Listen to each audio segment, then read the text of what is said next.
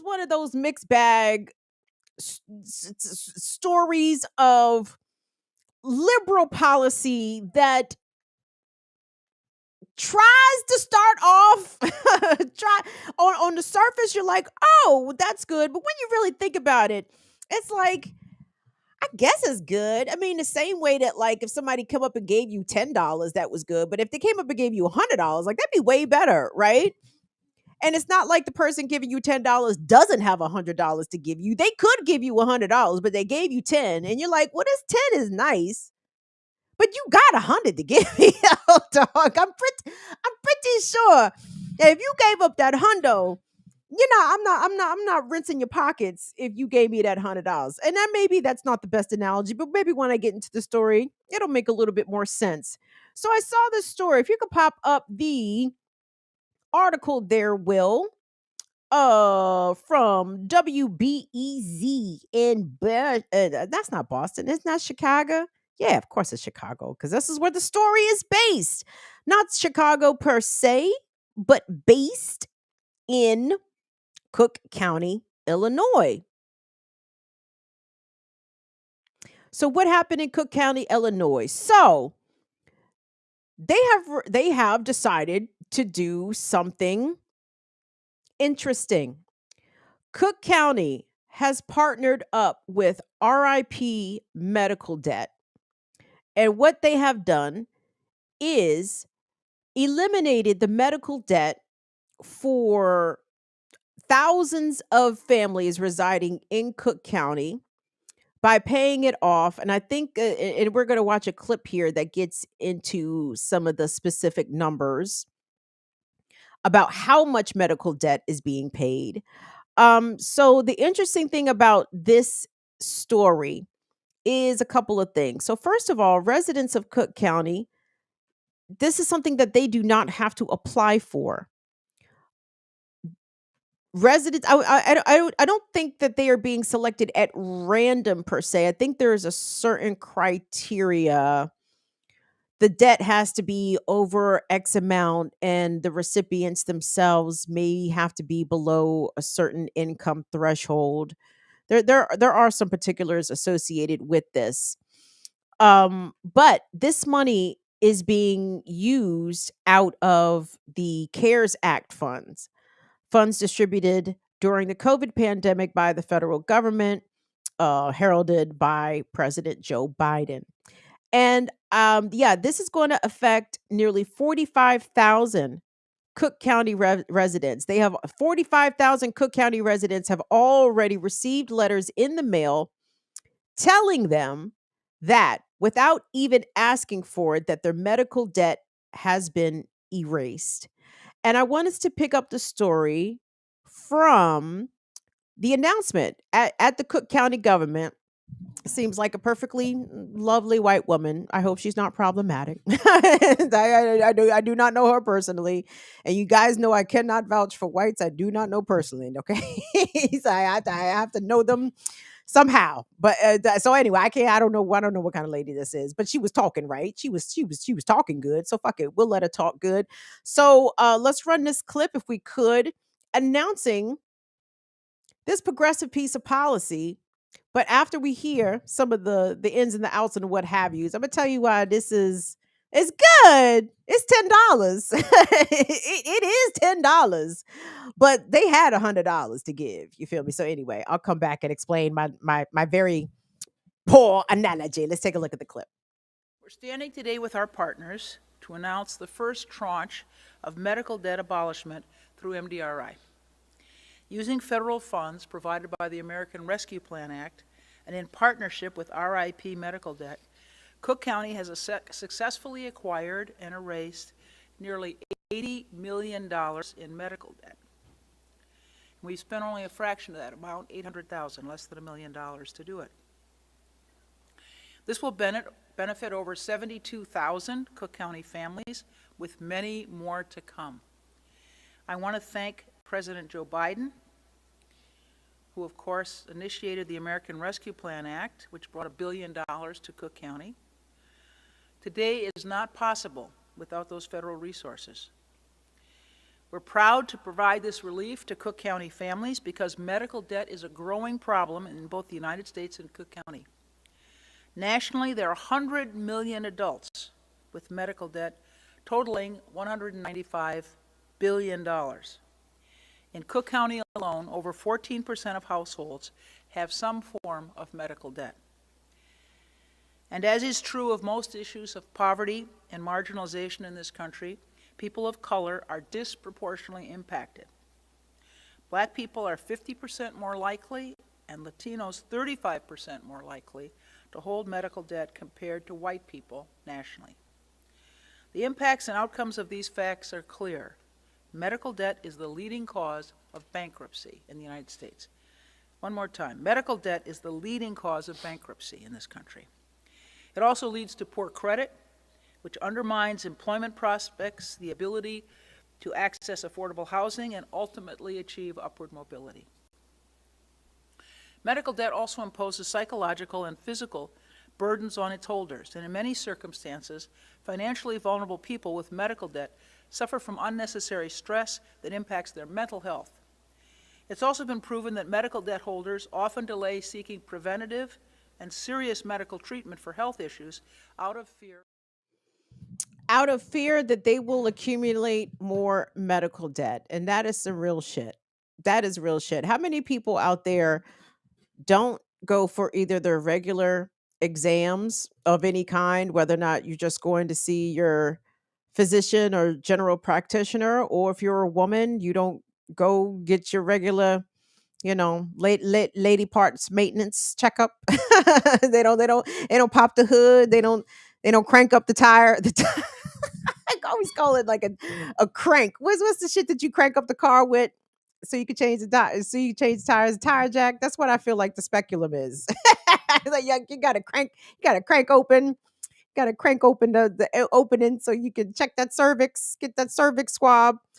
Yeah, but that shit ain't usually free, and depending on your insurance situation, or if you happen to fall in an underinsured predicament, where I mean, there's so many people that actually work out here, people that work 40 plus hours a week and still do not have access to healthcare. And relieving medical debt, which is usually so a lot of this debt, all of it, if I'm not mistaken, is hospital debt specifically, right? So I think they were working with a hospital in the Chicago area and RIP medical debt, along with Cook County, is taking the steps to do this. Now, when the sister, I fuck it, she could be a sister. She kind of look like Jane Elliott. Maybe she is a sister. I don't know.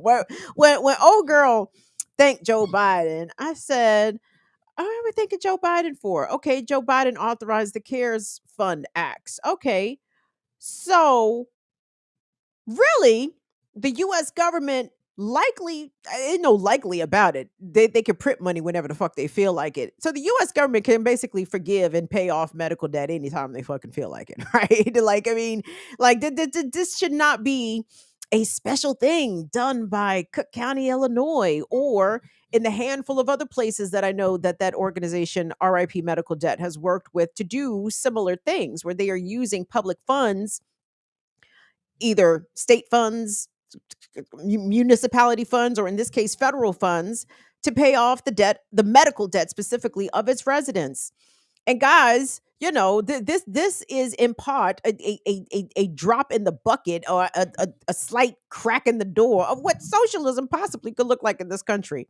Nobody should be accumulating any medical debt. The concept of medical debt should not even fucking exist, because medicine should be socialized and nationalized in America. Like, you shouldn't have to accumulate debt. Like, I don't even in the systems that I guess the Americans might kind of maybe a little bit aspire to, but with the NHS there in the UK and the Health Canada in Canada, like, I mean, those systems are absolutely not perfect. There's public options, and then you could go private if you got the money. But if you are on the public option, that you ain't no bills. They don't send you no fucking bills for no surgery. I know people that have had whole ass surgeries in Canada. I said, how much that shit cost? They looked at me stupid. Like, how the fuck are we supposed to know how much it costs? We don't know. We will never send no bill. Madness in America, that is.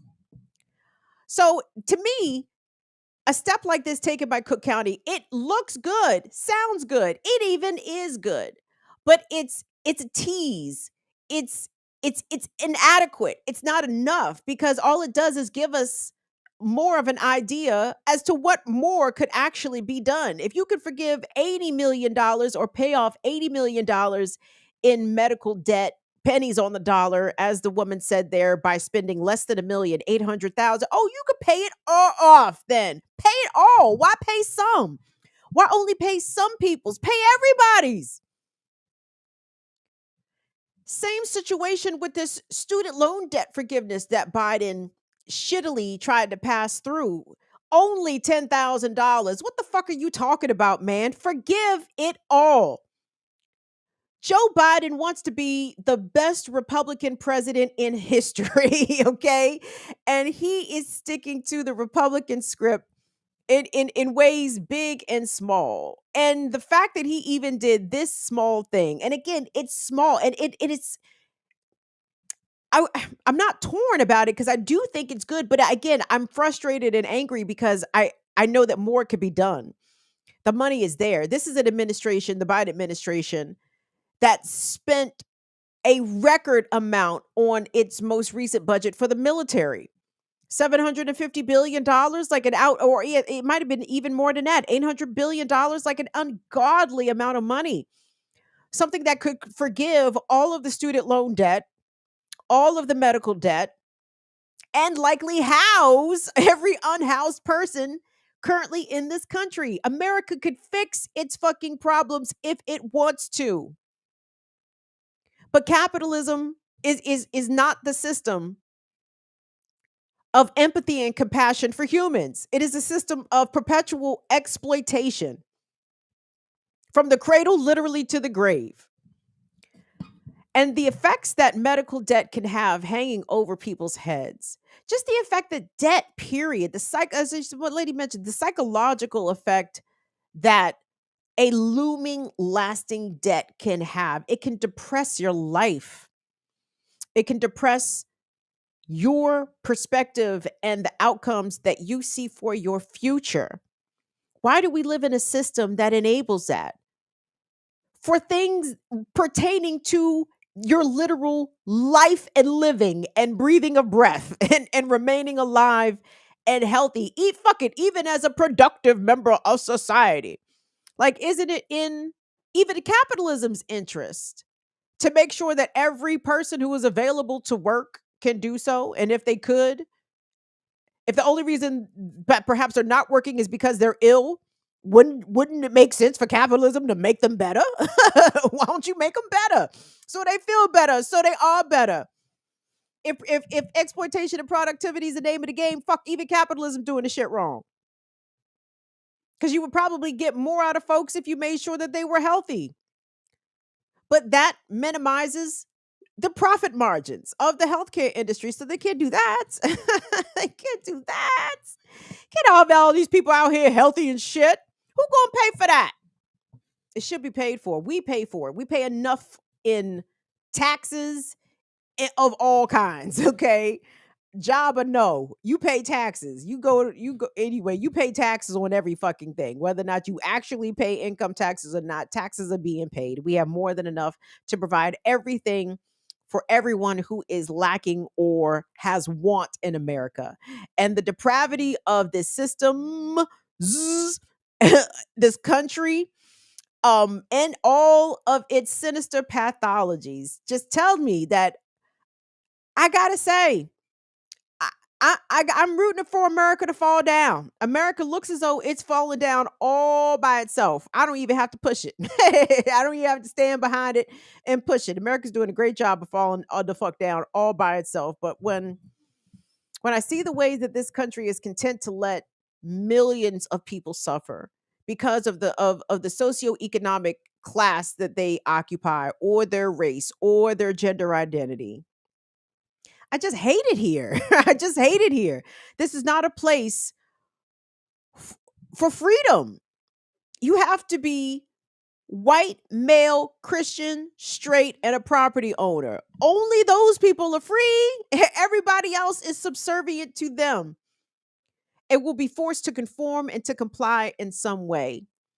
And if you are more valuable in death, in debt, and in death, America's very content for that to be your life. And that's why we have to burn it the fuck down. Okay, guys, that's my